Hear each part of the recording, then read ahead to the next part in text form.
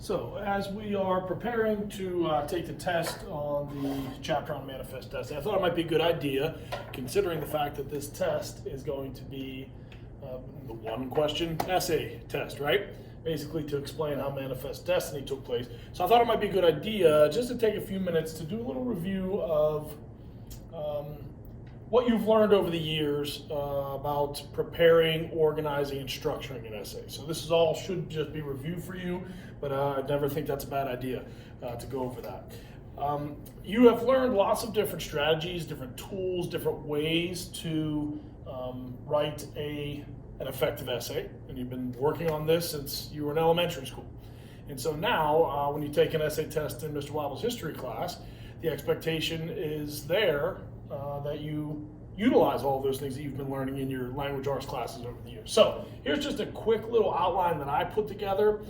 You may use some different strategy with some slightly different pieces to it, but I think that most of this will be a good review of things that you are familiar with, all right? So I put together, like I said, a quick little outline here of what a good essay should be structured like. And I start up here with an introduction.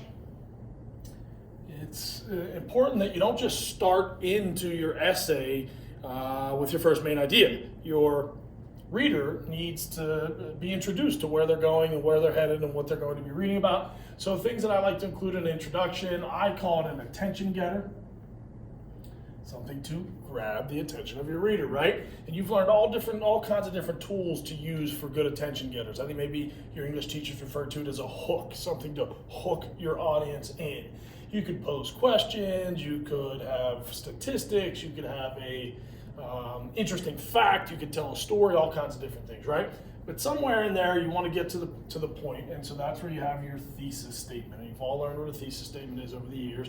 That overall kind of big idea statement to tell your reader what this essay is going to be about. I would guess that a good vocabulary term to include somewhere in that introduction, and maybe even in your thesis, would be what would be one word that sums up this whole big concept of this chapter. One vocabulary term, not one word. Manifest destiny. Does it have to appear in there? No, but might be a good way to work that term right into your thesis statement. Once you do your introduction, you have a thesis, now you're ready to get into, so that's your intro over here. Now you're ready to get into the second part of your essay, the bulk of it. What would you call that? Now we get into the body. And all I did here in my outline is I started with main idea 1, main idea 2, main idea 3, and so on and so forth. It depends on how many main ideas you're going to write about. But each of these main ideas is maybe a paragraph, maybe 2 paragraphs for Texas or something like that. I don't know. But each of these main ideas is where you put all of the supporting details, all of the evidence, all of the information that you've learned about that particular idea. Then, once you finish that, you're going to move into the second main idea and put all of your supporting details, and then and so on and so forth. Now, one thing that I find that young writers struggle with, or not that you struggle with it, but you just overlook it or fail to do it, there should be something right in here. What should be placed between each of these main ideas as you move from one main idea to the next? You want to have transition statements. That way your reader knows that you're changing gears now and you're moving from one idea to the next, and it's not just abrupt and confusing for them. So you want to use those transition statements to do that, to move your reader. And you've learned about that in the past too. This is just a reminder of that. Okay. And then finally, once you get through your whole body, the third part here would be your conclusion. And what I put down here for my conclusion is that I like to do a quick summary or a wrap up, almost just kind of relist the main ideas for my reader. That's not necessarily imperative that you do that, but it is a nice way to kind of pull everything together and kind of summarize what the essay was about. And then, so I put a little summary there, I like to end with some sort of what I call a closing device. And this is similar to where you start up here with an attention getter.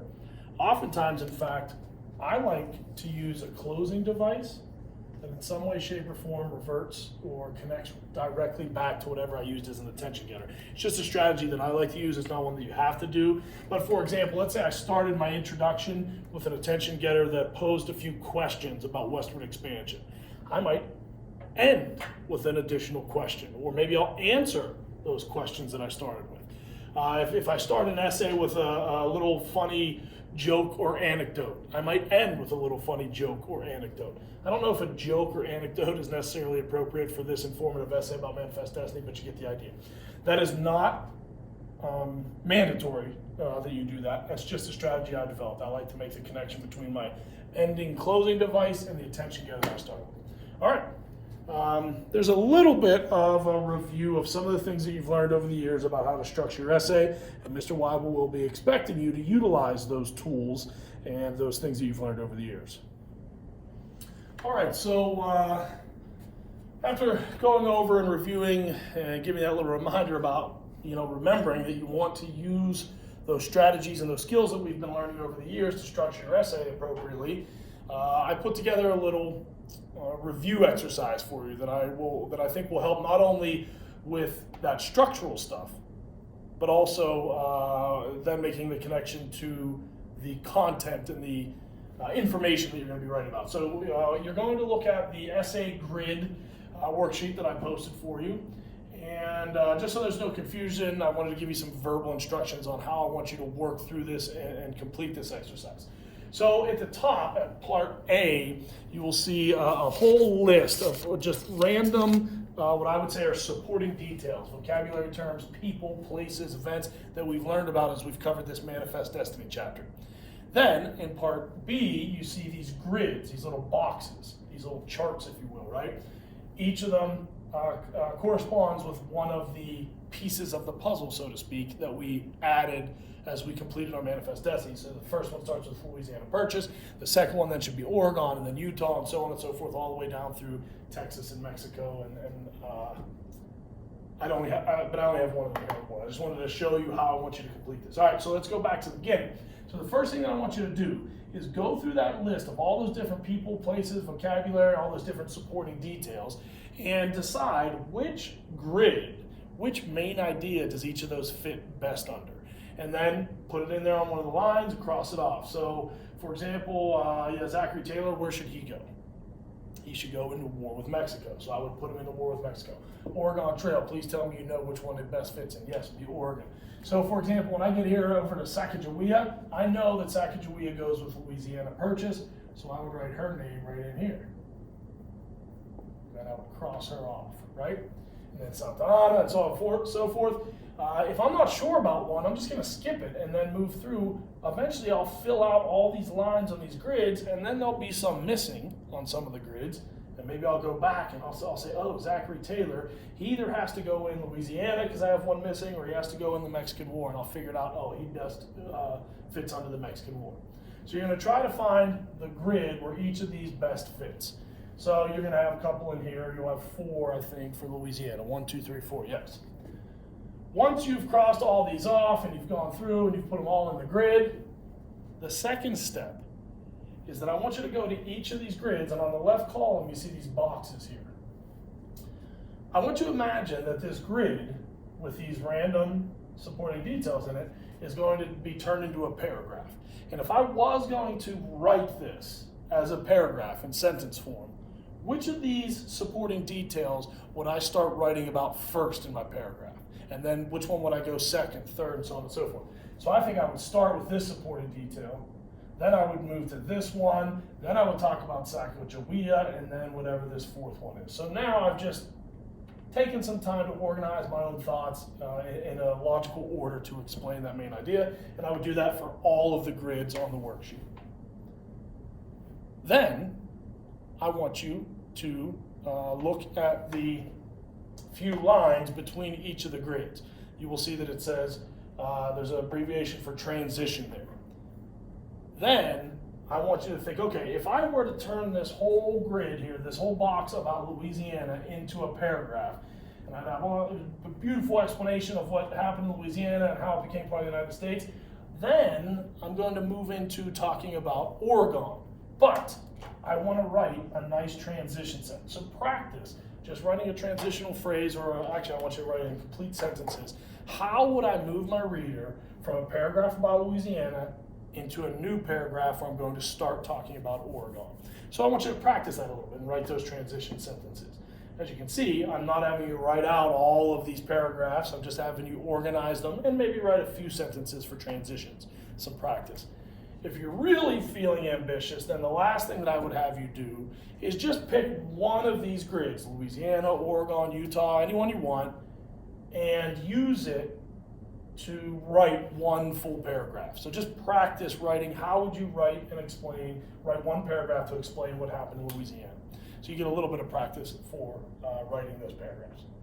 Hopefully that'll give you some good review time as you're preparing not only for the structure of the essay, but now we're also adding in some of the details. Now, one other thing about those details is, well, two things we'll say. Number one, if you look at that list, it's pretty extensive here, all these different supporting details. If you go through and look at it, you'll see it's not every single little thing that we talked about in this chapter. It's most of the big stuff. There's a couple things that I probably don't have on the list that I could have included. So what that leads to, the second thing is this. Am I expecting you to just regurgitate every single thing that we learned about in this chapter and write it all out in an essay? Absolutely not. I would never expect that. You'd be writing for days, trying to write every single thing down that we learned. So you may or may not include these specific details in your explanation. One of your classmates may or may not include different or the same things as you as they explain their paragraph on Louisiana, and as they explain Oregon, and so on and so forth. So I'm not expecting you to regurgitate every single thing. Are there some main ideas that I think are more important than others, or things that are necessary to help fully explain things? Yes, I do. But I want you to work on that, use that as a little review, and hopefully it'll be a good practice before you actually take the essay test.